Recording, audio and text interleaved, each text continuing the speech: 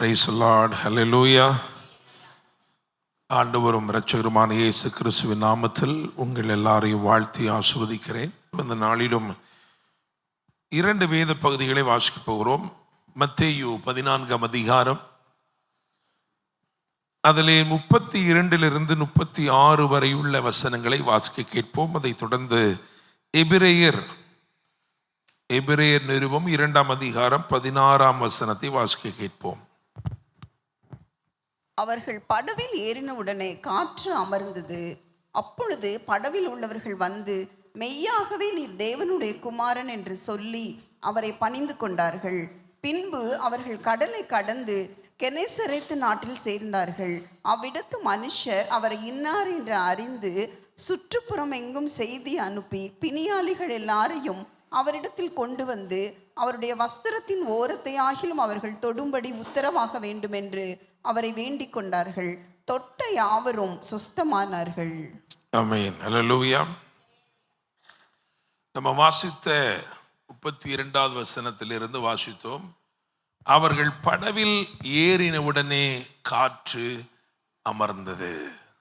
அல்லேலூயா. அவர்கள் படவில் ஏறின உடனே காற்று அமர்ந்தது.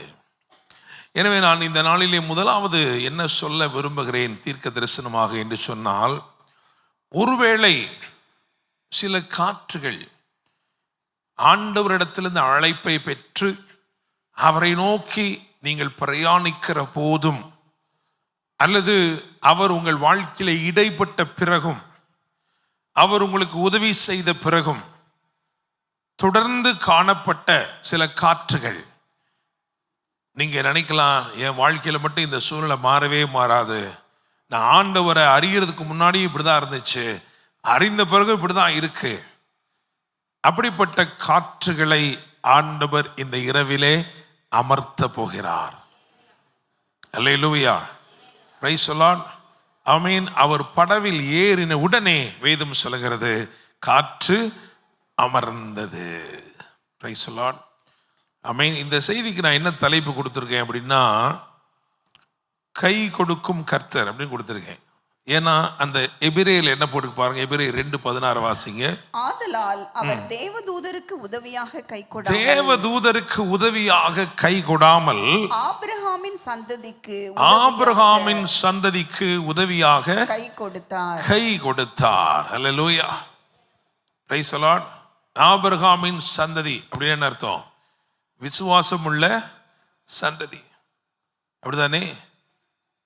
புதிய ஏற்பாட்டில் கிறிஸ்து இயேசுவின் மூலமாக புறஜாதியராகிய நாமும் ஆபிரகாமின் பிள்ளைகளாக மாறி இருக்கிறோம், வாக்கு தத்தத்திற்கு சுதந்திரவாளிகளாக இருக்கிறோம் என்று வேதம் சொல்கிறது.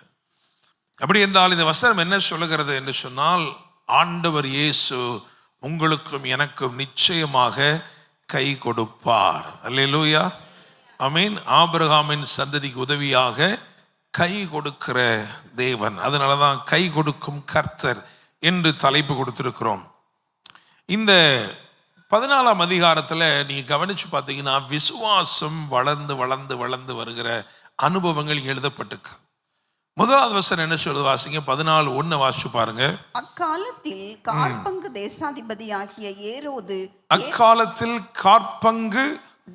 தேசாதிபதியாகிய ஏரோது அவனுடைய விசுவாச அளவும் எப்படிதான் இருந்திருக்கு தெரியுமா? காற்பங்கு தான் இருந்திருக்கு.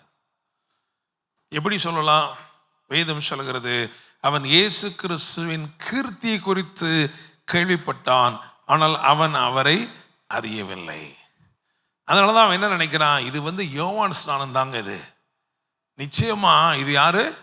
யோவான் ஸ்நானம் தாங்க இது. காரணம், அவன் அவரை அறியவில்லை.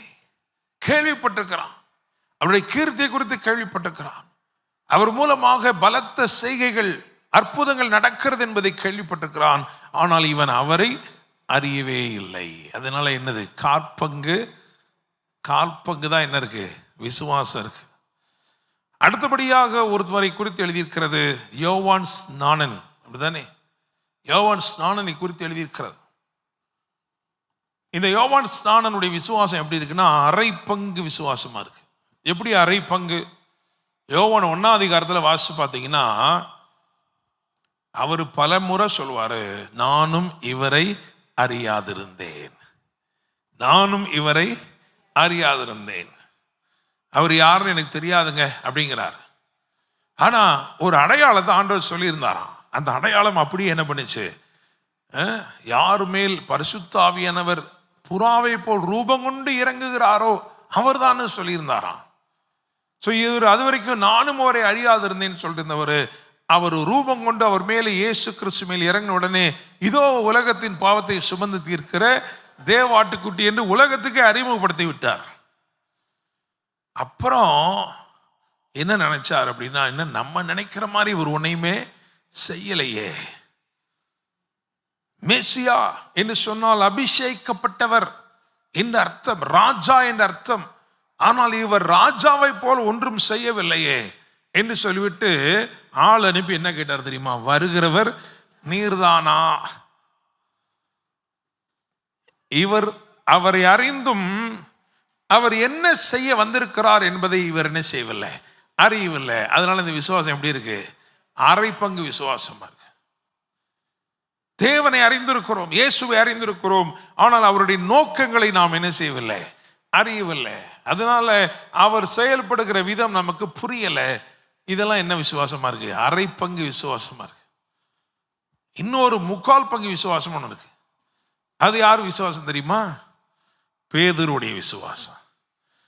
3/4 பங்கு விசுவாசம் எப்பவுமே எப்படி தெரியுமா, முந்திரி கொட்டையா என்ன செய்யும், செயல்படும். பார்த்துருக்கீங்களா? பேதுருடைய வாழ்க்கையில பார்த்தீங்களா, எங்கனாலும் அவர் தான் என்ன பண்ணுவார், டபக்குன்னு முன்னாடி கத்தி எடுத்து வெட்டுறதுனா கூட என்ன பண்ணிட்டாரு, முன்னாடி முந்திடுவார். இயேசு கிறிஸ்து இந்த சம்பவத்தில் படவுக்கு தான் வந்தார். இரவின் 4ஆம் சாமத்திலே இயேசு கடலின் மேல் நடந்து அவர்களிடத்திற்கு வந்தார். அப்படிதான் வசனம் சொல்லுது. இயேசு அங்கதான் வந்துகிட்டு இருக்காரு. ஆனா இவர் என்ன பண்றாரு தெரியுமா, ஆண்டவரே நீரே ஆனால், அப்படிதான் கீழே போடணும், ஆண்டவரே நீரே ஆனால். அந்த குழந்தை டமான்னு போட்ட மாதிரி நான் கடல்ல டக்குன்னு இறங்கி உம்மிடத்திலே வரும்படி கட்டளையிடும். அல்லேலூயா. ஆண்டவர் என்ன சொல்லிட்டாரு, வா என்றார்.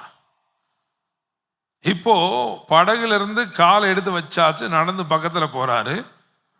வேதம் என்ன சொல்கிறது என்றால், காற்று பலமாய் இருக்கிறதை கண்டு பயந்து. இதுவரைக்கும் விசுவாசம் இருந்துச்சு, உண்மைதான். ஆனா இது ஏன் 3/4 பங்குன்னு ஏன் சொல்றோம் அப்படின்னா, இது முழுமையான விசுவாசம் அல்ல. பக்கத்துல போக போக விசுவாசம் கூடி இருக்கணும். ஆனா பக்கத்துல போக போக விசுவாசம் என்ன பண்ணிருச்சு, குறைஞ்சிருச்சு. உங்க வாழ்க்கையில் இப்படிதான் இருக்குதா? இயேசுவை அறிந்து கொண்டு அப்படியே அவருக்கு பக்கத்துல போக போக விசுவாசம் குறைஞ்சிட்டு வருதா, கூட்டிட்டு வருதா? குறைஞ்சிட்டு வருதுன்னா உங்க விசுவாசம் இப்படிதான் இருக்கு, 3/4 பங்கு விசுவாசமா தான் இருக்கு. பக்கத்துல போறான், என்ன ஒன்னே ஒண்ணுன்னா இவன் எதிர்பார்க்கிறான். என்ன எதிர்பார்க்கிறான், நான் கால் எடுத்து வெளியே வச்ச உடனே, நான் படகுல இருந்து கால் எடுத்து வெளியில வச்ச உடனே என்னை வான்னு சொன்னார்ல, நான் வெளியே கால் எடுத்து வச்ச உடனே என்ன ஆயிருக்கணும், காற்றுலாம் என்ன பண்ணிருக்கணும், நின்றுக்கணும் அப்படின்னு அவன் நினைக்கிறான். ஆனா காற்று என்ன செய்யல, நிக்கல. அவன் என்ன நினைக்கிறான்னா, இந்த கர்த்தராலே இந்த காற்றை கட்டுப்படுத்த முடியவில்லை, இன்னும் காத்து அடிச்சுதான் இருக்கு. எனக்கு தெரிஞ்ச கர்த்தர் காற்றை அதட்டக்கூடியவர், அப்படித்தானே? இதுக்கு முன்னாடி படகுல என்ன பண்ணாரு, காற்றை அதனார். எனக்கு தெரிஞ்ச கர்த்தர் காற்றை அதட்டுவாரு, ஆனா இந்த கர்த்தர் காற்றை அதட்டல அப்படின்ட்டு பக்கத்துல போக போக என்ன ஆகுதுன்னா, விசுவாசம் கூட வேண்டிய இடத்துல விசுவாசம் குறைஞ்சு பயம் கூடிருச்சு. இந்த விசுவாசத்துக்கு பேர் என்னது, 3/4 பங்கு விசுவாசம். அப்போ பாஸ்டர், அப்ப முழுசா விசுவாசமே இல்லையா? இருந்துச்சு. அதை தான் இங்கே கடைசியில் எழுதியிருக்கிறது.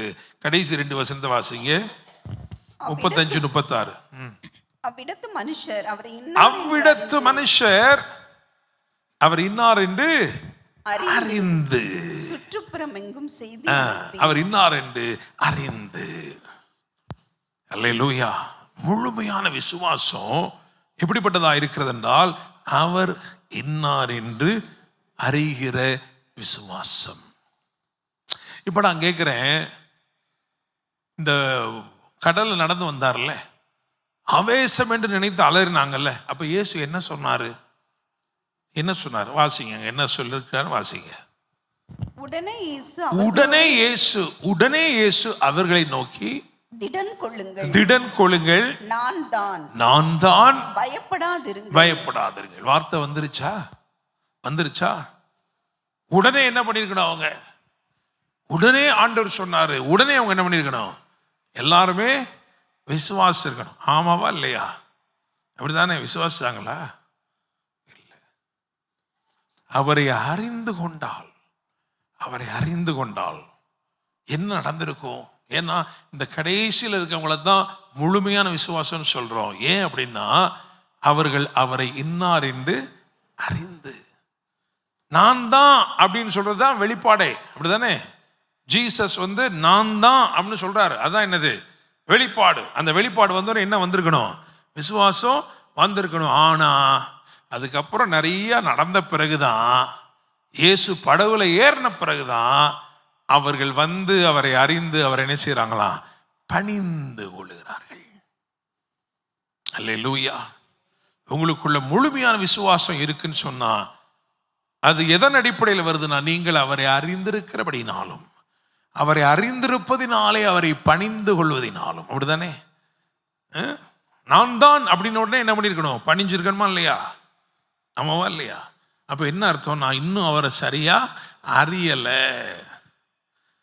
அல்லேலூயா. பணிந்து கொள்ளுதல். அது மாத்திரமல்ல, இந்த கடைசியில சொல்றோம் பாத்தீங்களா, அவரை அறிந்திருக்கிறாங்கன்ட்டு அவங்க என்ன செய்யறாங்க தெரியுமா? அவருக்காக செயல்படுகிறார்கள். அல்லேலூயா. அவர் இன்னார் என்று அறிந்து ஊரெல்லாம் ஆட்கள் அனுப்பி பிணியாளிகளை கொண்டு வந்து என்ன பண்றாங்கன்னா வரிசைப்படுத்துகிறார்கள். கேட்கும் தேவனுடைய பிள்ளைகளை, நாம் அவரை அறிந்திருக்கிறோம் என்பது எதனால் வெளியரங்கமாகும் என்று சொன்னால், நாம் அவரை பணிந்து கொள்வது மூலமாக, நாம் அவருக்காக கிரியை செய்வதின் மூலமாக. அவர் வந்தோடனே அம்மா அவர் நமக்கு தெரிஞ்சவர் தாங்க அப்படின்னு அவங்க சும்மா இருக்கல. என்ன பண்றாங்க தெரியுமா? ஊரெல்லாம் ஆட்களை அனுப்பி ஒரு பெரிய வரிசையவே என்ன பண்ணிட்டாங்க? உண்டு பண்ணி விட்டார்கள். அல்லேலூயா. சரி, ஆயினும் இந்த பகுதியில் பாருங்க, இதுல 4 காரியங்கள் இருக்கு ரொம்ப முக்கியமா இந்த அதிகாரத்திலேயே.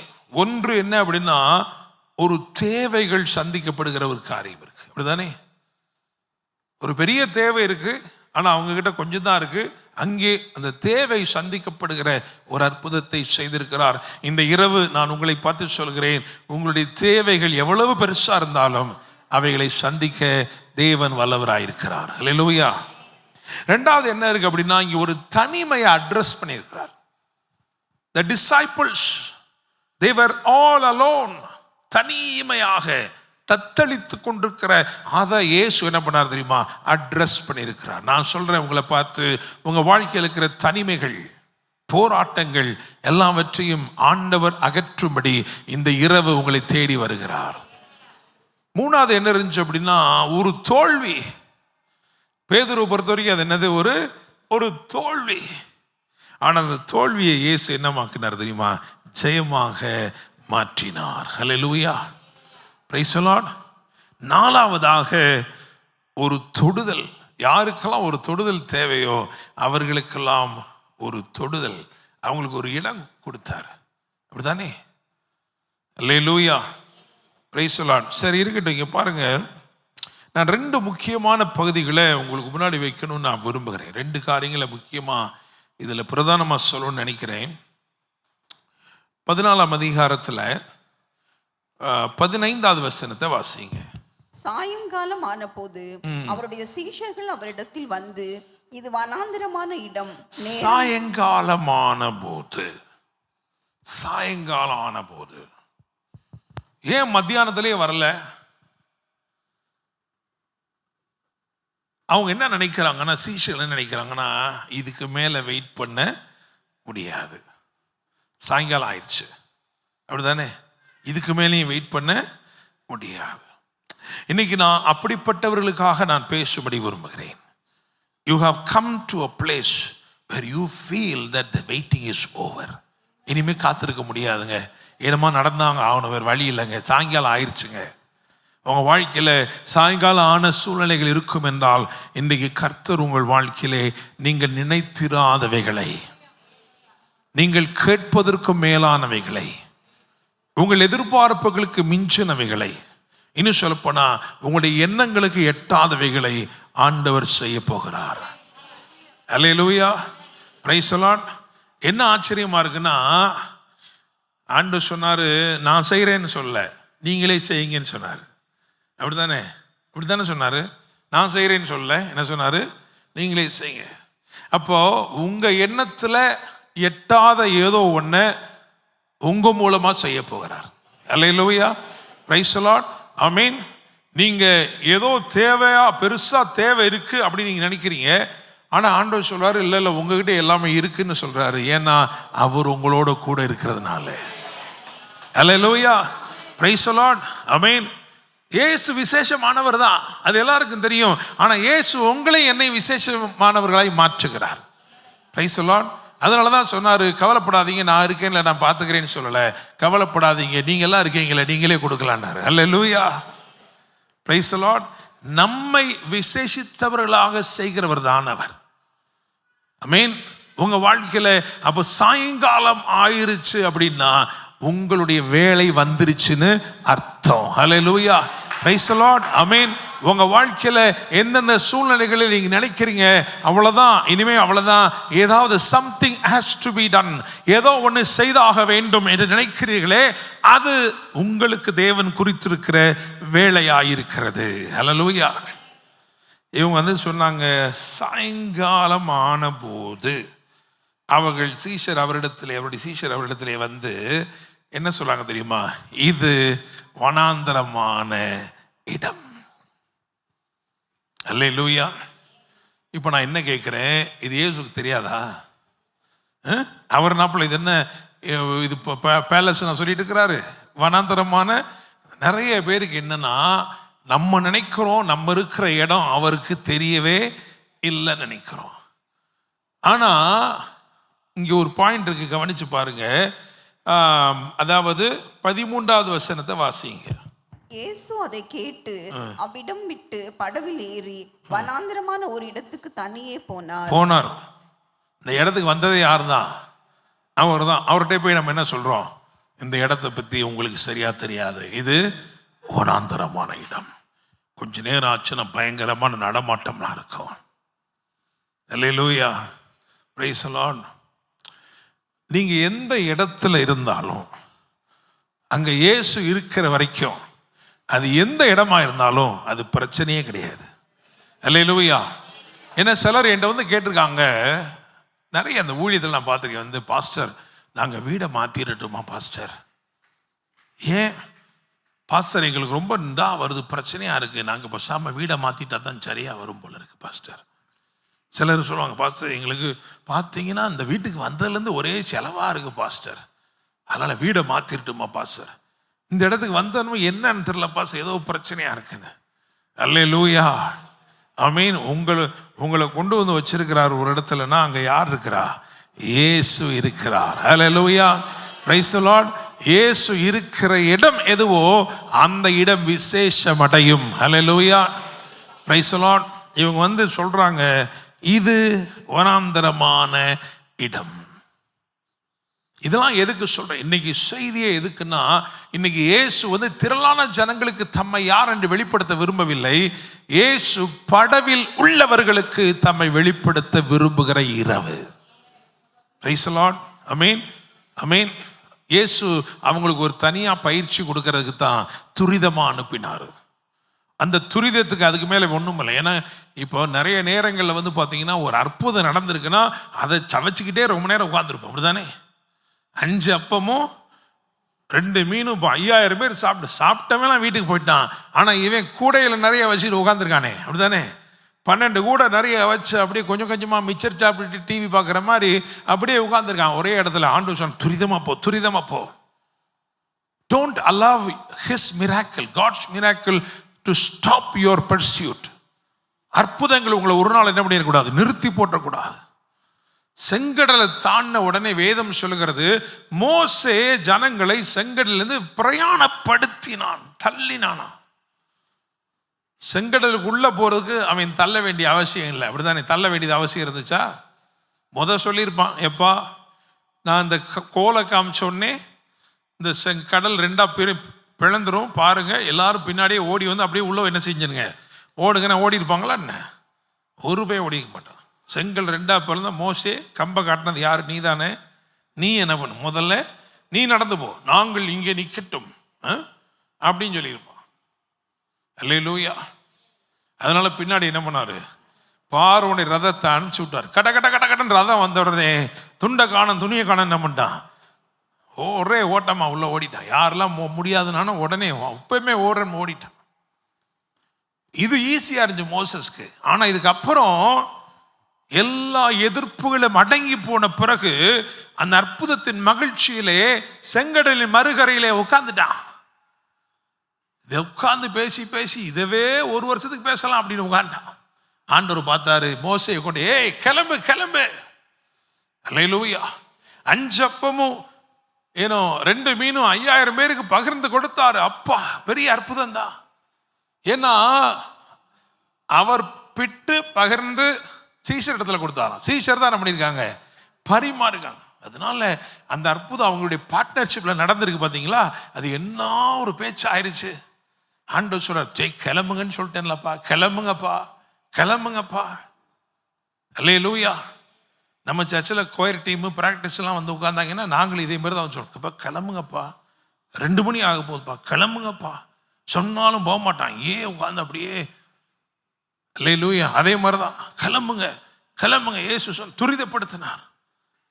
உன் லைஃப்ல உங்க வாழ்க்கையில அற்புதத்தின் அளவு கூட கூட போகிறது. Price the Lord. உங்க வாழ்க்கையில கர்த்தர் செய்த கிரியைகளுடைய எண்ணிக்கை இன்னும் பெருக போகிறது. அதனால பெரிதானவைகளுக்குள் நடத்தும்படி துரிதப்படுத்தினார். இதுவரைக்கும் நீங்கள் பெற்றிராத புதிய வெளிப்பாட்டை நான் உங்களுக்கு தரப்போகிறேன், அதனால புறப்படுங்கன்னு துரிதப்படுத்தினார். அல்லேலூயா. Praise the Lord. சரி, அப்படியாக பார்த்தீங்கன்னா இவங்க சொல்றாங்க வனாந்தரமான இடம். இன்னைக்கு இங்க இருக்கிற யாரா இருந்தாலும் சரி, இடம் கம்ப்ளைண்ட் அப்படின்னா ஆண்டவர் சொல்லாரு, அங்கேயே உனக்கு அற்புதத்தை நான் செய்கிறேன். Price the Lord. ஆமென். ஓ வனாந்தரத்தில் உன்னோட நான் இருக்கிறேன் என்பதை நீ அறிந்து கொள்ளும்படி செய்வேன். அல்லேலூயா. அப்ப எதை நம்ம வனாந்தரம் சொல்றோமோ அங்கேயே ஒரு பெரிய திரட்சி இருக்கிறது. Praise the Lord. ஆமென். அது எங்க இருக்குது? உங்ககிட்டே இருக்கு. சீஷர்கள் தங்கள் கைகளையே நம்ப முடியாத அளவுக்கு பரிமாறி இருக்கிறார்கள். அல்லேலூயா. இன்னும் சொல்ல போனா முதலீடு போட்டது எவ்வளவு, முதலீடு எவ்வளவு, மீதியானது எவ்வளவு? அல்லேலூயா. முத இருந்துச்சோ அதை விட மிச்சமே எப்படி இருக்கு? அதிகமாக இருக்கிறது. அல்லேலூயா. Praise the Lord. சரி, முதலாவது சொல்றாங்க வனாந்தரமாய். அடுத்து என்ன சொல்றாங்க பாருங்க, நேரமும் ஆயிற்று. நித்தியமானவர்கிட்ட போய் நேரத்தை பத்தி பேச முடியுமா? அவர் காலத்தையெல்லாம் வென்றவர் ஆயிற்றே, அப்படித்தானே? அவர்கிட்ட போய் என்ன பண்றாங்க, டைம் சொல்றாங்க. டைம் போய்கிட்டே இருக்கு, டைம் போயிட்டே இருக்கு. எவரி சொன்ன மாதிரி, ஆண்டவரே எனக்கு ரொம்ப லேட் ஆயிடுச்சு, லேட் ஆகுது, செத்துருவா என் பொண்ணு, லேட் ஆகுது லேட் ஆயிடுச்சு, ஒரே தான் லேட் ஆயிடுச்சு, அப்படிதானே? இறந்துட்டா என்ன போடுவீங்க பக்கத்தில்? என்ன போடுவீங்க? RIP தான் போடுவீங்களா? வேற லேட்டுன்னு போடுவீங்கல்ல, அதுதான் லேட், அப்படிதானே? ஆண்டவரே லேட் ஆகுதுன்னு சொன்னே, ஆண்டவரே என் மக இப்ப லேட் ஆயிட்டாலே ஆண்டவரே. அல்லேலூயா. அவர் சொல்றாருப்பா, நான் இருக்கிற வரைக்கும் எந்த லேட்டும் கிடையாது, எல்லாம் லேட்டஸ்ட் ஆயிரும். அல்லேலூயா. Praise the Lord. ஆமென். இயேசு அற்புதம் செய்தார். மரித்த பெண் திரும்ப என்ன பண்ணிட்டா, வந்துட்டா. ஸோ இவங்களுக்கு தெரியல பாருங்க. இவங்க சொல்றாங்க இடத்தை பத்தி சொல்றாங்க, அடுத்த பத்தி என்ன சொல்றாங்க, நேரம். உங்களுடைய வாழ்க்கையில சில கம்ப்ளைண்ட்ஸ் எப்படி இருக்கும் தெரியுமா? It is about place or it is about time. Time bound. ஐயோ, நாளை காலையிலேக்குள்ள இப்படி செஞ்சிருக்கணுமே, முடியலையே. கவலையே பட வேண்டாம், கர்த்தர் இடைப்படுவார். அல்லேலூயா. ஆமென். அவர் சர்வ வியாபியாய் இருக்கிறார். இடம் அவருக்கு ஒரு பொருட்டு அல்ல. அவர் நித்தியமானவராய் இருக்கிறார். நேரம் அவருக்கு ஒரு பொருட்டு அல்ல. உங்க வாழ்க்கையில நிச்சயமா இடைப்படுவார். அல்லேலூயா. அப்புறம் இன்னொன்று சொன்னாங்க. என்ன சொன்னாங்க தெரியுமா? நேரமாயிற்று, ஜனங்கள் கிராமங்களுக்கு போய் தங்களுக்கு போஜன பதார்த்தங்களை கொள்ளும்படி. அப்படின்னா என்னத்தம்? வாங்கும்படி. அப்படிதானே? இவங்க யார்கிட்ட பேசுறாங்க? இவங்க யார்கிட்ட பேசுறாங்க? பிந்தின ஆதாமாகிய இயேசுவிடத்தில் பேசுகிறார்கள். இந்த கிரயம் செலுத்துதல் அப்படின்னு இருக்குல்ல, காசு கொடுத்து பொருளை வாங்கணும்ன்றது, அது யாருக்கு பொருந்தும்னா முந்தின ஆதாமுக்கு தான். கரெக்டா? ஆமாவா? பாவம் செஞ்சதுனால. பாவம் செய்கிற வரைக்கும் பிரச்சனை இல்லை. பாவம் செய்கிற வரைக்கும் நீங்கள் இப்படியே ட்ரெயினில் போனீங்கன்னா அல்லது பஸ்ஸில் போனீங்கன்னா 2 பக்கமும் முள்ளுக்காடாக இருக்குது பார்த்தீங்களா? முன்னாடி அப்படிலாம் இருந்தது கிடையாது. பாவத்துக்கு முன்னாடி அப்படி தான் கிடையாது. நீங்களே விதைக்காமல் அதுவே ஆரஞ்சு பழம், அதுவே மாதுளம்பழம், அதுவே எல்லா பழமும் இருந்துச்சு. அப்படிதான் இருந்துச்சு. ஆனால் பாவம் செய்த பிறகு வேதம் சொல்லுகிறது, கர்த்தர் பூமியை சபித்த போது என்ன சொன்னார் தெரியுமா? அது முள்ளையும் குறுக்கையும் முளைப்பிக்கும். ஆனால் 1ஆம் அதிகாரத்தில் பார்த்தீங்கன்னா அப்படி இல்லை. 1ஆம் அதிகாரத்தில் தங்களில் தங்கள் விதையை உடைய கனிதரும் செடிகளை முளைப்பிக்க கடவது. அல்லேலூயா. அப்படியா இருந்துருந்துச்சுன்னா, அந்த சிஸ்டம் தான் இருந்துருச்சுன்னா, மனுஷன் போய் ஒன்றும் விதைக்கணுன்ற அவசியமே இல்லை. பண்படுத்தினால் போதும். அவன் நிலத்தை பண்படுத்தினா போதும், அதெல்லாம் தானாவே நன்மை விளைஞ்சிட்டே இருந்திருக்கும். ஆனால் பாவம் செய்ததினாலே அது தானா என்னத்தை விளைவிக்குது? முல்லை. நீங்கள் போய் வச்சிங்களாக்கும் முல்லை, நீங்களும் வைக்கல நானும் வைக்கல, ஆனால் அதுவே என்ன பண்ணுது? அப்படிதான். அது மாதிரி சொன்னார், அப்பா அதாமே நீ பாவம் செஞ்சதுனால உன் வேர்வை நிலத்து சிந்தி கிரையும் செலுத்தி தான் என்ன பண்ண முடியும்? நீ சாப்பிட முடியும். அது ஒரு சிஸ்டம். அப்படிதானே? உங்களுக்கு பிடிச்சது எதுவாக இருந்தாலும் அதை போய் நீங்கள் என்னதான் செய்யணும்? என்னதான் செய்யணும்? நீங்கள் ஒரு கடைக்குள்ள போகிறீங்க, அழகழகான நல்ல 4 ட்ரெஸ்ஸு தொங்குது, அப்படியே தூக்கி பைக்கில் வச்சுட்டு வீட்டுக்கு வந்துடுவீங்களா? விட்டுருவாங்களா? அதுக்குள்ளே என்னத்தை கொடுக்கணும்? நீங்கள் கிரயத்தை கொடுக்கணும். அப்போ கிரயம் செலுத்துதல் அப்படின்றது it's a system that belongs to Adam. It is not applicable to Jesus. அப்படிதானே? இயேசு கிறிஸ்துட்ட போய் காசு கொடுக்குற சிஸ்டம் பற்றி சொல்கிறாங்க. இயேசு கிறிஸ்து வரியே அப்படி கட்ட மாட்டார். அப்படிதானே? அவர் வரியை யார்ட்டையும் காசு வாங்கியா கட்டினார்? இல்லை. He operates in a different system. Praise God. Hallelujah. Amen. Hallelujah. இதிலெல்லாம் ரொம்ப டீப்பாக நான் பிரசங்கம் பண்ண முடியாது. எனக்கு பிரசங்கம் பண்ண தெரியும், ஆனால் அது பிரசங்கம் பண்ண முடியாது. ஏன்னா அந்த விசுவாசம் எங்கே அவ்வளோதாங்க இருக்குது. விசுவாசம் எனக்கெல்லாம் நடந்திருக்கு, நிறைய விஷயம் நடந்திருக்கு. அல்லேலூயா. Praise the Lord. ஆமென். நான் இதை நிறையா எடுத்து சொல்ல ஆரம்பிச்சேன்னா, எனக்கு என்னெல்லாம் ஆண்டவர் கொடுத்துருக்கிறார் இப்படின்னு சொல்ல ஆரம்பிச்சேன்னா, உண்மையிலேயே உங்கள் எல்லாருக்கும் என்ன இருக்கும்? கொஞ்சம் வயிறுலாம் கொஞ்சம் அப்செட் ஆகிடும். அந்த நலன் கருதி நான் என்ன செய்யலை, சொல்லலை. அல்லேலூயா. Praise the Lord. கர்த்தர் அற்புதங்களை இன்றைக்கும் செய்கிறார். ஓமான் தேசத்தில் ஒரே ஒரு அற்புதத்தை நான் சொல்கிறேன், நீங்கள் நம்ப முடிந்தவர்கள் நம்புங்க. ஓமான் தேசத்தில் நாங்கள் இருந்த காலத்தில் ஒரு காலகட்டம் எப்படி இருந்துச்சுன்னா, இந்தியா தேசத்திலே அரிசிக்கு தட்டுப்பாடு வந்துருச்சு. ஸோ அவங்க என்ன பண்ணாங்க அப்படின்னா, இந்திய தேசத்திலிருந்து வெளிநாட்டுக்கு அனுப்புகிற அரிசிகள்லாம் நிறுத்தப்பட்டுச்சு. அரிசிகள் எல்லாமே என்ன பண்ணுச்சு? நிறுத்தப்பட்டுருச்சு. நோ எக்ஸ்போர்ட் ரைஸ் அப்படி நிப்பாட்டிட்டாங்க. அந்த காலகட்டத்தில் வெளிநாடுகள், அதாவது குறிப்பாக வளைகுடா நாடுகள் இருக்கவங்களுக்கெல்லாம் இந்தியாவிலேருந்து அரிசி வராததுனால பாகிஸ்தானில் இருந்தும், இன்னும் சொல்லப்போனால் மியன்மார், அதாவது பர்மா என்று சொல்லப்படுகிற மியன்மார், தாய்லாந்து, இங்கேருந்து வந்த அரிசிகள் தான் வந்துச்சு. அதுவும் அரிசி தானே பாஸ்டர்? அதுவும் அரிசி தான், ஆனால் கொஞ்சம் சவுக்குன்னு என்ன பண்ணும்? நம்ம சோறு தான் சாப்பிட்றோமா, பபிள் கம் சாப்பிட்றோமான்னு நமக்கு சந்தேகமாக இருக்கும். அந்த மாதிரி தான் இருக்கும். அப்படிப்பட்ட அரிசி தான் இருந்தது. நாங்கள் போய் கடையில் போய் கேட்போம், ஐயா இந்த தஞ்சாவூர் பொன்னி வருமா? அது வராது இப்போதைக்கு, வாய்ப்பே இல்லை, 1 வருஷம் ஆகும் அப்படின்னு சொல்லிட்டாங்க. அப்படிப்பட்ட காலகட்டத்தில் எங்கள் வீட்டில் அரிசிலாம் தீர்ந்து போச்சு. அரிசி வாங்கணும், என்ன பண்ணுறதுன்னு தெரியல. என் ஒய்ஃப் சொல்கிறா 4 கிலோ அரிசி இல்லை அப்படின்னு சொல்கிறான். அந்த காலகட்டத்தில் நான் சரி ஆண்டவர் பார்த்துக்குருவார், நம்ம போய் வாங்குவீங்க தேடி பார்க்கணும்னு நினைக்கிறேன்.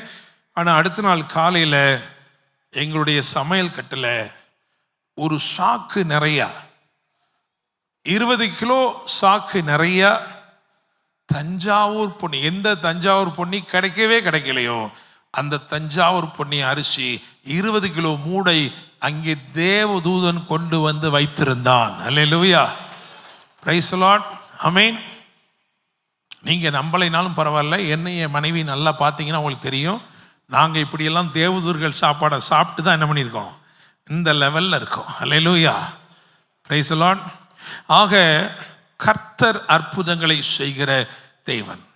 ஸோ இந்த சீஷர்களுக்கு தெரியல.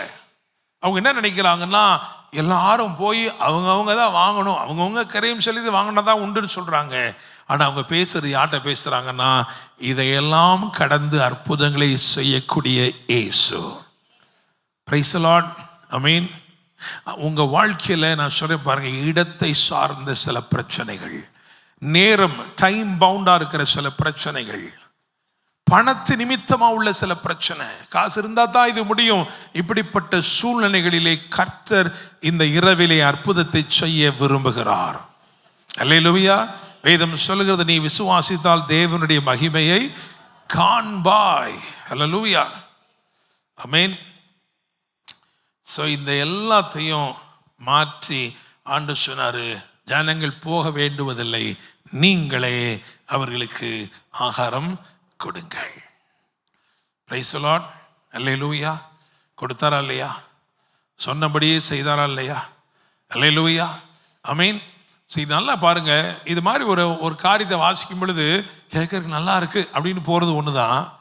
ஆனால் இது மாதிரி என் வாழ்க்கையில் செய்யுங்க என்று கேட்டு பெற்றுக்கொள்வது, அதுதான் இன்னைக்கு தேவை. பிரைஸ் தி லார்ட், அல்லேலூயா, ஆமென். சரி பாருங்க, இந்த 2 சம்பவங்கள் இங்கே இருக்கும் பாருங்களேன். ஏன்னா இக்கரை அக்கறைன்னு எடுத்து பாருங்களேன். இந்த கரையிலும் அந்த கரையிலும், இந்த கரையிலும் ஆண்டவர் சுகவீனமாக இருந்தவர்களுக்கு சுகம் கொடுத்தார், அந்த கரையிலும் சுகவீனமாக இருந்தவர்களுக்கு சுகத்தை கொடுத்தார், அப்படித்தானே? ஆனால் இந்த கரையில் இருந்த சுகவீனமானவர்கள் தங்களை சுகவீனமானவர்கள் சொன்னாங்களா? எங்களுக்கு சுகவீனமாக இருக்குன்னு சொன்னாங்களா? சொல்லலை. அந்த பக்கம் இருக்கவங்க அந்த வரிசையாக தான், அப்படித்தானே? 2 வரிசை இருக்கிறது. இந்த பக்கம் ஒரு வரிசை, அந்த பக்கம் ஒரு வரிசை. இந்த 2 வரிசைக்கு என்ன வித்தியாசம்? இந்த வரிசையிலே பலனடைந்தவர்கள் வரிசைக்கு உட்பட்டிருக்கிறார்கள், இந்த பக்கம் பலவீனர்கள் வரிசையில் நிற்கிறாங்க, அப்படித்தானே? இந்த பக்கம் உட்கார்ந்துருந்தாங்க எல்லாரும் வரிசையில். எப்படி உட்கார்ந்துருந்தாங்க? பந்தி உட்கார சொல்லிட்டார், எல்லாரும் உட்கார சொன்னார். ஆனால் இவங்க எல்லாருமே எப்படிப்பட்டவர்கள்? பலனடைந்தவர்கள், ஆரோக்கியம் அடைந்தவர்கள். ஏன்னா இயேசு வந்தார், பார்த்தாரு, இவங்களுக்கெல்லாம் என்ன பண்ணாருன்னா, ஓகே இவங்கெல்லாம் அதில் யார் வியாதி உள்ளவர்களாக இருக்கிறார்களோ அவர்களை இயேசு என்ன பண்ணார் தெரியுமா? குணமாக்கினார், சுஸ்தமாக்கினார். So they are already empowered. And இங்கே என்ன பார்க்குறோம்னா, வரிசையில் நிற்கிறாங்க. அந்த வரிசையெல்லாம் எப்படிப்பட்டவங்க தெரியுமா? பலவீனமானவர்கள். அல்லேலூயா, பிரைஸ் தி லார்ட், ஆமென். இயேசு எங்கே இருக்கிறாரோ அங்கே இருக்கிற வரிசை பலப்படுத்தப்பட்ட வரிசையாக இருந்தாலும் ஏதோ ஒன்றை பெற்றுக்கொள்ளும், பலவீனருடைய வரிசையாக இருந்தாலும் அதுவும் ஏதோ ஒன்றை பெற்றுக்கொள்ளும். அல்லேலூயா, பிரைஸ் தி லார்ட். இதில் யாரையுமே ஆண்டவர் சும்மா என்ன செய்யவே இல்லை, விடவே இல்லை, ஆமென். இந்த வரிசை எப்படிப்பட்ட வரிசை? அவர் பிட்டதை பெற்ற வரிசை.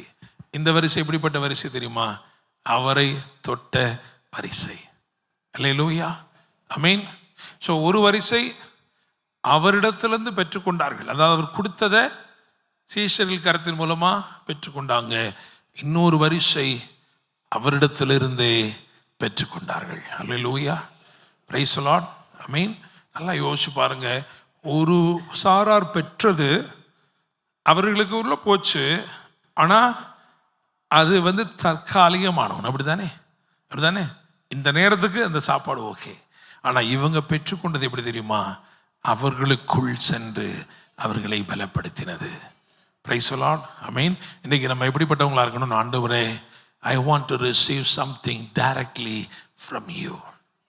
இங்கே உட்கார்ந்துருந்தவங்களும் பெற்றுக்கொண்டாங்க, ஆனால் அவங்க பெற்றுக்கொண்டது எப்படி இருந்துச்சுன்னா, சீஷர்கள் கரத்தில் இருந்தவர்கள் பெற்றுக்கொண்டார்கள், ஆனால் இவர்களோ நேரடியாக இயேசுவிடத்திலிருந்து பெற்றுக்கொண்டார்கள். அல்லேலூயா, பிரைஸ் தி லார்ட். ஒண்ணே ஒன்று சொல்லி நம்ம ஜெபம் பண்ணி முடிச்சிருவோம். ஒண்ணே ஒன்று தலைப்புக்காக என்ன தெரியுமா? அதாவது இந்த பகுதியை கவனிச்சு பார்த்தீங்கன்னா இதுல அதாவது ஒரு கூட்ட ஜனத்தை பத்தி என்ன சொல்லியிருக்கு அப்படின்னா, அவங்களுக்கு அவர்கிட்ட இருந்து ஏதோ ஒன்று அவர் கையில இருந்து ஏதோ ஒன்று அவங்களுக்கு, அப்படிதானே? அவர் கையில இருந்தது அவர்களிடத்திற்கு வந்திருக்கிறது, அப்படிதானே? ஸோ அவர் கரத்தில் இருந்து அது ஆசீர்வாதம் வச்சுக்கோமே, அது ஆசீர்வாதத்தை பெற்றுக்கொண்டு அவர் கரத்தில் இருந்ததை பெற்றுக்கொண்டவர்கள், அப்படிதானே? கடைசியா சொல்லப்பட்டவங்களுக்கு உத்தரவு அருளினார்னு போடுங்க. அவங்களுக்கு உத்தரவு கொடுத்தார், நாங்கள் தொடணும் அப்படின்னு. சரி, உத்தரவு கொடுத்தார். அவங்க உத்தரவை பெற்றார்கள், இவர்கள் கரத்தில் இருக்கிற நன்மையை பெற்றார்கள். ஆனால் ஒருத்தனுக்கு கரமே நீட்டப்பட்டுச்சு, அப்படிதானே? பேதுரு பற்றி என்ன சொல்ல தெரியுமா? அவர் அவனுக்கு தம்முடைய கையை நீட்டி, கையில் இருக்க நன்மையே இல்லப்பா, கையவே நீட்டினார். அல்லேலூயா. இந்த இரவு நம்ம சொல்லணும், ஆண்டவரே, I need your hand, I need you, I don't need your blessing, but I need you. அதன் விளைவு என்னவா இருந்துச்சு? ஒருத்தனுக்கு கை கொடுத்தாரு, அதன் விளைவு என்னவா இருந்துச்சுன்னு வசனம் சொல்றதை நம்ம கவனிப்போம். கலாத்தியர் 2ஆம் அதிகாரம் 9ஆம் வசனம். எனக்கு அளிக்கப்பட்ட கிருபையை அறிந்த போது தூண்களாக எண்ணப்பட்ட யாக்கோபும் கேபாவும் யோவானும் தாங்கள் விருத்த சேதனம் உள்ளவர்களுக்கும் நாங்கள் புறஜாதிகளுக்கும் பிரசங்கிக்கும்படி அந்நியோனி ஐக்கியத்திற்கு அடையாளமாக எனக்கும் பர்னபாவுக்கும் வலது கை கொடுத்து. ஆமென். இயேசு உங்களுக்கு வலது கரம் கொடுப்பார் என்று சொன்னால் நீங்கள் அநேகருக்கு வலது கரம் கொடுப்பீர்கள். Price the Lord. கை கொடுக்கும் கர்த்தர் உங்களுக்கு தமது கரத்தை நீட்டுவார் என்று சொன்னால் நீங்கள் அநேகருக்கு உங்கள் கரத்தை நீட்டுவீர்கள். விசுவாசிக்கிறீங்களா? அப்படி எழுந்து நிற்போமா? அப்படி எழுந்து நிற்போம். இந்த இரவு நான் விசுவாசிக்கிறேன், தத்தளிக்கும் படகில் இருக்கிற அந்த கொஞ்ச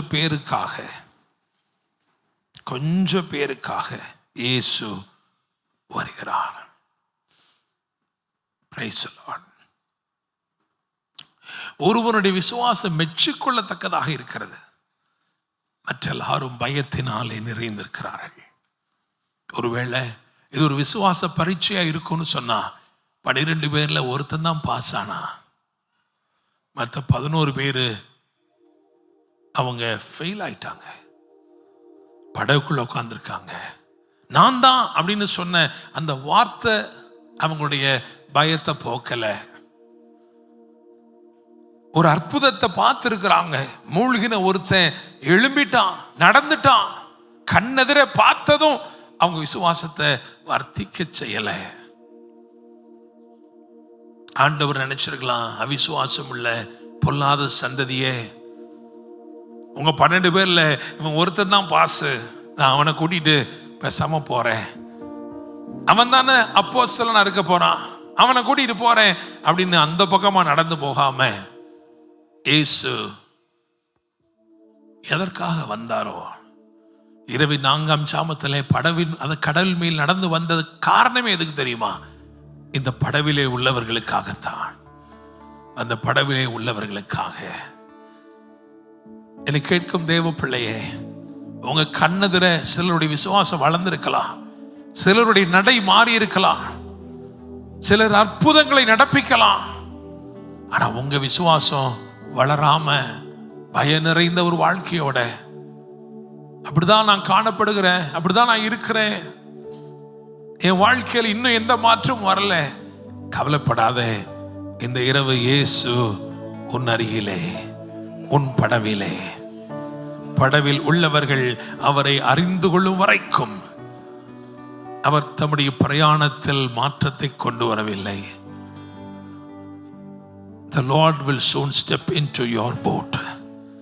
The Lord will soon step into your situation and He will cause you to reach the shore. நீ கரை சேரும்படி கர்த்தர் உனக்கு உதவி செய்வார். இவரை நீ அறிந்து கொள்வாய், நீ பணிந்து கொள்வாய், நீ நீ போகிற இடமெல்லாம் அற்புதங்களை பார்ப்பாய். ஹல்லேலூயா. Thank you Jesus. படவிலே உள்ளவர்கள் அறிந்து கொள்ளும் வரைக்கும் பட்டணத்தில் உள்ளவர்கள் அறிந்து கொள்வதில்லை. என்றைக்கு படவிலே உள்ள நீங்கள் அவரை அறிந்து கொள்கிறீர்களோ அன்றைக்கு புறம்பே இருக்கிறவர்களும் அவரை அறிந்து கொள்வார்கள். இந்த இரவிலே அவர் படவில் உள்ளவர்களுக்காகவே நடந்து வருகிறார். சிறு மந்தையே நீ பயப்படாதே. ஒருவேளை நீ கொஞ்சம் ஜனமுள்ளவனா இருக்கலாம், கொஞ்சம் பலனுள்ளவனா இருக்கலாம். என்னால நம்ப முடியலையே, என்னால விசுவாசிக்க முடியலையே, அவர்கள் நடப்பது போல ஆச்சரியமான விதத்தில் என்னால் நடக்க முடியவில்லையே. கவலை வேண்டாம், கர்த்தர் உன்னை தேடி வருகிறார். உன் படவிலே ஏறி கொந்தளிப்பை அமர்த்துகிறார். Hallelujah. The moment he steps into the boat, every struggle is over. Every struggle is over. ஒரு வார்த்தை கூட அவர் சொல்லல. இறையாதே அமைதலா இந்த ஒரு வார்த்தை கூட அவர் சொல்லல. நான் உங்களை பார்த்து சொல்றேன், there are different ways for God to react. அவர் பற்பல விதங்களிலே செயல்படுவார், அதை நாம் கணிக்க முடியாது. ஹல்லேலூயா. காற்று இன்னிடத்திலிருந்து வருகிறது என்றும் இன்னிடத்திற்கு போகிறது என்றும் தெரியாமல் இருக்கிறது போல ஆவிக்குரியவனும் இருக்கிறான் என்று சொன்னவர், அவரையும் ஒருவரும் நிதானிக்க முடியாது. அவர் கிரியை செய்தார். அவருடைய பிரசன்னம் கொந்தளிப்பை அமர்த்தினது. ஹல்லேலூயா. ஹல்லேலூயா. Thank you Lord. அற்புதத்திற்காக, ஒரு பெருக்கத்திற்காக, ஒரு பெருக்கம் உண்டாவதற்கு இந்த சீஷர்களை கொண்டு, அவர்களுடைய பங்களிப்பை கொண்டு அற்புதம் செய்தவர். படவிலே உள்ளவர்கள் பிரமிக்கத்தக்கதாக அந்த காற்றை அடக்குகிற காரியத்திலும் அவர் தனிமையா செய்யல. He did that in partnership with Peter. பேதுருவே, நம்ம 2 பேரும் போய் படகுல ஏறணும்னா கடல் எல்லாம் அடங்கிரும். ஹல்லேலூயா. ஹல்லேலூயா. ஆமென். அப்பா, உம்மிடத்தில் வர கட்டளையிடும் என்று கேட்டவன் ஒருவேளை படவிலிருந்து இறங்கின போது தனிமையா இறங்கி இருக்கலாம். ஆனால் திரும்பமாய் படகுக்குள் ஏறும் போது அவன் தனிமையா ஏறவில்லை. கர்த்தர் அவனோடு கூட இருந்தார். ஹல்லேலூயா. ஹல்லேலூயா. நன்றி ராஜாவே. ஹல்லேலூயா. ஹல்லேலூயா. நன்றி அப்பா, நன்றி ராஜாவே. ஆண்டவரே, காற்பங்கு விசுவாசங்கள், அரை பங்கு விசுவாசங்கள், முக்கால் பங்கு விசுவாசங்கள் எல்லாம் வளரட்டும்பா. எங்க விசுவாசம் முழுமையாகட்டும். எங்க விசுவாசத்தை வர்த்திக்க செய்யுங்க. நாங்கள் உம்மை அறிந்து கொண்டது எதினால் வெளியரங்கமாகும்? நாங்கள் உம்மை பணிந்து கொள்வதனால் வெளியரங்கமாகும். நாங்கள் உமக்கென்று பணிவிடை செய்வதனால் வெளியரங்கமாகும். அவ்விதமாய் உம்மை அறிந்து கொள்ளுகிற பாக்கியத்தை எங்களுக்கு தாரும். கரங்களை ஊத்தி சொல்லுமா? இன்னும் உம்மை அறியணுமே, இன்னும் உம்மை அறியணுமே, இன்னும் கிட்டி சேரணுமே, இன்னும் கிட்டி சேரணுமே. பிரசன்னம் பிரசன்னம்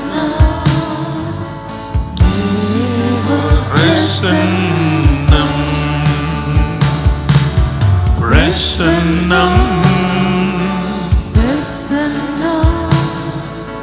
தேவ பிரசன்னம். நன்றி ராஜாவே, உம்முடைய வார்த்தைகளுக்காய் நன்றி செலுத்துகிறோம்ப்பா. ஆண்டவரே, எங்கள் படகு நிச்சயமாய் கரை சேரும். எந்த கரையில் நாங்கள் போய் சேர வேண்டும் என்று நீர் விரும்புகிறீரோ அதே கரையை நிச்சயமாய் நாங்கள் அடைவோம். காரணம், நீர் எங்களோடு இருக்கிறீர். நீர் கை கொடுக்கும் கர்த்தர் மாத்திரமல்ல, நீர் கரை சேர்க்கும் கர்த்தராகவும் இருக்கிறீர். இந்த இரவிலும் இந்த வார்த்தைகளுக்காக நன்றி சொல்லுகிறோம். சமீபத்திற்கு மாத்திரமல்ல, தூரத்திற்கும் இந்த வார்த்தைகளை அனுப்பும் தகப்பனே. ஆண்டவரே, இடம் உம்மை கட்டுப்படுத்தாது, நேரம் உம்மை கட்டுப்படுத்தாது. இந்த பூமியில் இருக்கிற எந்த ஒரு சிஸ்டமும் உம்மை கட்டுப்படுத்தாதப்பா. ஆண்டவரே ஸ்தோத்திரம். யார் இல்லை என்று நினைத்தார்களோ அவர்கள் கரங்களையே விசேஷப்படுத்தி ஆசீர்வதித்தீர். அதே போல ஆண்டவரே, நாங்கள் எந்த இடத்திலே வெறுமையான வனாந்தரமான இடம் என்று சொல்லுகிறோமோ, எங்கே நேரமாயிற்று என்று சொல்லுகிறோமோ, அங்கேயே எங்கள் ஒவ்வொருடைய கைகளை விசேஷப்படுத்தியறோம். நன்றி தகப்பனே. ஆண்டவரே, வறட்சியான இடத்தில் ஒரு திரட்சியை நாங்கள் பார்க்கும்படி அனுக்கிரகம் பண்ணும். உம்முடைய கரம் அற்புதங்களை செய்யட்டும் தகப்பனே. எங்கள் ஒவ்வொருவரையும் உம்முடைய கரங்களை தாழ்த்தி தருகிறோம். இந்த வாரம் முழுவதிலும் ஆண்டவரே, போக்கிலும் மரத்திலும் கூட இருங்க. கையிட்டு செய்கிற ஒவ்வொரு கிரியைகளையும் ஆசீர்வதிங்க. உங்க பிரசன்னத்தால் எங்களை நிறைத்து நடத்தும். மீட்பெரும் இரட்சகருமான இயேசு கிறிஸ்துவின் நாமத்தில் ஜெபிக்கிறோம். ஜெபம் கேளும் ஜீவனுள்ள நல்ல தகப்பனே, ஆமென். என் ஆத்துமாவே கர்த்தரை ஸ்தோத்திரி, என் முழு உள்ளமேடு பரிசுத்த நாமத்தை ஸ்தோத்திரி. என் ஆத்துமாவே கர்த்தரை ஸ்தோத்திரி, கர்த்தர் செய்த சகல உபகாரங்களையும் மறவாதே. ஆமென். நம்முடைய கர்த்தராயிருக்கிற இயேசு கிறிஸ்துவின் கிருபையும் பிதாவாகிய தேவனுடைய அன்பும் பரிசுத்த ஆவியானவருடைய அந்யோன்ய ஐக்கியமும் சமாதானமும் பாதுகாவலும் வழிநடத்தலும் ஆசீர்வாதங்களும் நம் அனைவரோடு கூட இன்றும் இன்னும் சதா காலங்களிலும் தங்கியிருப்பதாக. ஆமென். ஹல்லேலூயா.